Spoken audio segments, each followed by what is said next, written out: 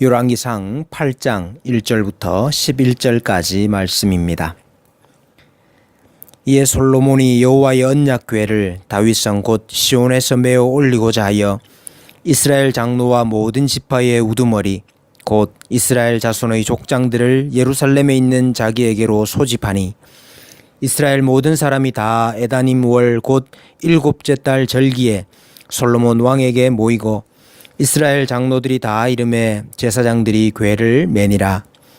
여호와의 궤와 회막과 성막 안의 모든 거룩한 기구들을 메고 올라가되 제사장과 레위 사람이 그것들을 메고 올라가서 솔로몬 왕과 그 앞에 모인 이스라엘 회중이 그와 함께 그 궤 앞에 있어 양과 소로 제사를 지냈으니 그 수가 많아 기록할 수도 없고 셀 수도 없었더라. 제사장들이 여호와의 언약궤를 자기의 처소로 메어 드렸으니 곧 성전의 내소인 지성소 그룹들의 날개 아래라. 그룹들이 그 궤 처소 위에서 날개를 펴서 궤와 그 채를 덮었는데 채가 길므로 채 끝이 내소 앞 성소에서 보이나 밖에서는 보이지 아니하며 그 채는 오늘까지 그곳에 있으며 그 궤 안에는 두 돌판 외에 아무것도 없으니 이것은 이스라엘 자손이 애굽 땅에서 나온 후 여호와께서 저희와 언약을 맺으실 때에 모세가 호렙에서 그 안에 넣은 것이더라. 제사장이 성소에서 나올 때에 구름이 여호와의 성전에 가득하매 제사장이 그 구름으로 말미암아 능히 서서 섬기지 못하였으니 이는 여호와의 영광이 여호와의 성전에 가득함이었더라. 아멘. 솔로몬 성전이 완공되었습니다. 그러나 그것으로 끝이 아니지요. 가장 중요한 일을 남겨두고 있습니다. 바로 언약궤를 성전으로 모셔오는 일입니다. 모셔온 시기가 언제인지를 소개하고 있습니다. 2절 말씀에 이스라엘 모든 사람이 다 에다님 월 곧 일곱째 달 절기에 솔로몬 왕에게 모였다고 했습니다. 유대력으로 7월 15일부터 22일까지 7일간 계속되는 초막절, 장막절을 가리킵니다. 나뭇가지들로 초막을 만들고 그곳에 거함으로써 과거 이스라엘 백성들이 출애굽하여 광야에서 장막 생활을 했던 것을 기념하는 절기이고 또 광야의 방랑을 끝내고 하나님께서 자기 백성들 가운데 자리를 잡으셨음을 기념하는 절기입니다. 즉 하나님께서 우리와 함께 거하신다 하는 의미를 가장 잘 드러내는 절기가 바로 장막절인데 그 장막절에 언약궤가 지성소에 좌정하시게 됩니다. 하나님께서 그 백성과 함께 하시는 것이지요. 언약궤가 하나님의 임재의 상징이요 하나님의 보좌를 의미합니다. 하나님께서 임재하실 때에 영광이 가득했습니다. 제사장이 성소에서 나올 때에 구름이 여호와의 전에 가득했다고 했습니다. 자, 그런데 그 언약궤 안에는 언약의 두 돌판이 들어 있었습니다. 일반적으로 궤 안에 두 돌판과 만나던 항아리와 아론의 쌍난 지팡이가 들어 있었다라고 알고 있는데 오늘 본문에서는 두 돌판 외에는 아무것도 없었다고 말하고 있습니다. 크게 두 가지 견해가 있습니다. 첫째는 블레셋에게 언약궤를 빼앗겼을 때에 아마도 상실했을 것이다 하는 견해입니다.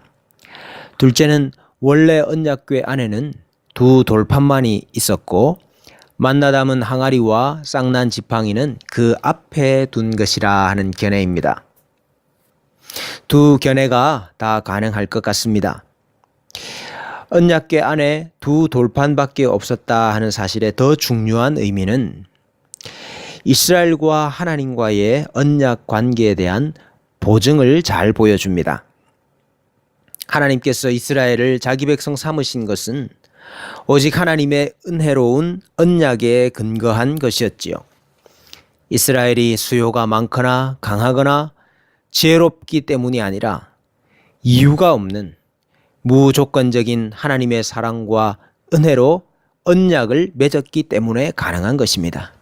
그것을 가장 잘 보여주는 것이 바로 두 돌판입니다.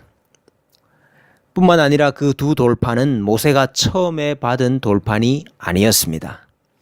두 번째 받은 돌판이었습니다. 첫 번째 것은 금 송아지를 섬기는 백성들을 향해서 던져 깨뜨려 버렸습니다. 두 번째로 받은 것이지요. 즉 백성들의 죄악에도 불구하고 그들을 용서하시고 그들을 사하시고 다시 한번 그들과 언약을 맺으셨던 은혜의 증거가 바로 그 두 돌판이었습니다. 이스라엘이 하나님의 백성 되는 것은 오직 하나님의 은혜에 달린 것입니다. 둘째로 이 두 돌판은 하나님께서 자기 백성들 가운데 거하시며 그들을 통치하시는 하나님의 임재 방식을 잘 보여줍니다. 하나님은 말씀으로 자기 백성에게 임하시지요. 말씀으로 자기 백성과 함께 하십니다. 언약의 말씀 안에서 또 그 언약의 말씀을 통해서 백성과 함께 하심을 잘 보여줍니다. 말씀이 육신이 되어 우리 가운데 거하신 예수 그리스도의 그림자이기도 한 것입니다. 이처럼 하나님의 영광스러운 임재에도 불구하고 복선이 있습니다. 제사장들이 궤를 메고 옮겼지요. 그런데 그 궤의 채를 빼지 아니하고 그대로 두었다고 했습니다. 출애굽기 25장 15절에도 채를 궤의 고리에 꿰인 대로 두고 빼내지 말지며라고 했습니다. 궤를 메었던 채를 왜 빼내지 않고 그대로 두었을까요? 언약궤가 원래 지성소에 가만히 있었던 것이 아니라 백성들과 함께 이동했었다 하는 사실을 기억나게 하는 것입니다. 다윗이 성전을 짓고 싶습니다라고 했을 때에 하나님의 대답에서도 잘 나타납니다.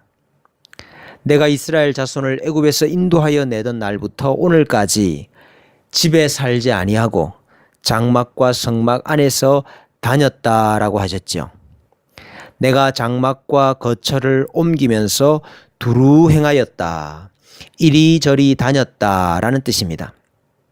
하나님께서 원하시는 대로 거처를 옮기면서 다니셨다는 뜻입니다. 무슨 말입니까? 너희가 집을 만들어 놓으면 내가 거기 들어가서 사는 존재가 아니라 내가 나의 뜻대로 너희 가운데 거하기도 하고 때로는 떠나기도 하고 그것이 하나님께 속한 일이라는 뜻입니다. 우리가 성전을 만들고 우리가 하나님을 모시고 와서 여기에 앉으세요 하면 꼼짝 못하고 앉아 계시는 분이 아니시지요. 우리가 원하는 대로 모셔놓고 섬길 수 있는 분이 아니라 하나님께서 그의 뜻대로 원대로 동행하시고 거주하시고 함께 하시는 하나님이십니다. 채를 빼지 아니하고 그대로 꽂아 주었다 하는 말은 언제든지 이동하실 수 있다 하는 사실을 보여줍니다. 일본의 한 사람이 세계 여행을 하고 신문에 기고를 했습니다. 유럽 교회에 가보니 하나님이 오래전에 다녀가신 것 같았다. 하지만 지금은 전혀 하나님의 임재를 느낄 수가 없었다고 했습니다. 미국 교회에 가보니 하나님이 방금 왔다가 가신 것 같았다 했습니다. 온기가 조금 남아 있었지만은 몸이 건조하고 습관적이더라 그랬습니다. 그런데 동남아시아에 있는 교회들을 가보니 하나님이 지금 거기 계시더라 그랬습니다. 물론 교회의 외적인 요소나 분위기만을 보고 그렇게 말할 수가 없지요. 다 옳은 얘기도 아닙니다. 그러나 새겨볼 만한 이야기가 아닙니까? 이렇게 영광이 가득했던 솔로몬 성전에 하나님의 영광이 떠나실지 생각이나 할 수 있었겠습니까? 상상이나 했겠습니까? 이것은 경고입니다. 채를 빼지 아니하고 그대로 두었다. 채가 아니라 바퀴를 달고 번개같이 빠르게 이동하는 전차가 되어서 나가실 수 있습니다.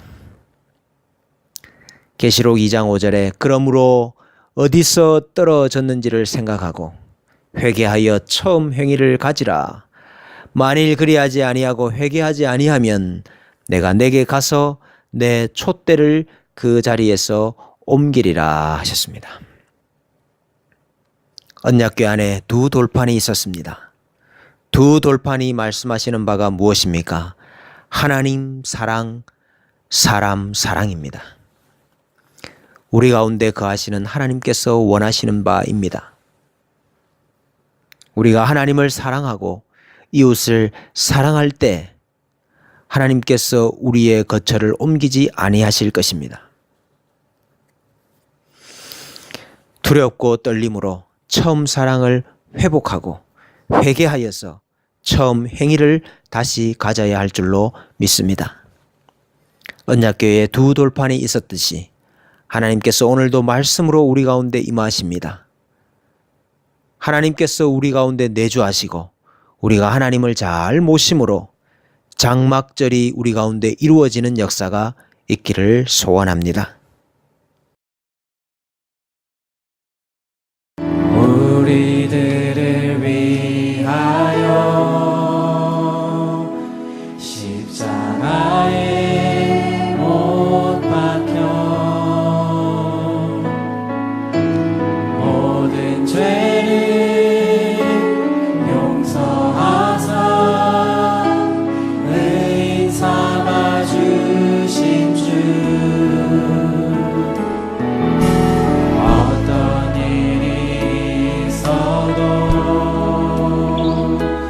나를 버리지 않고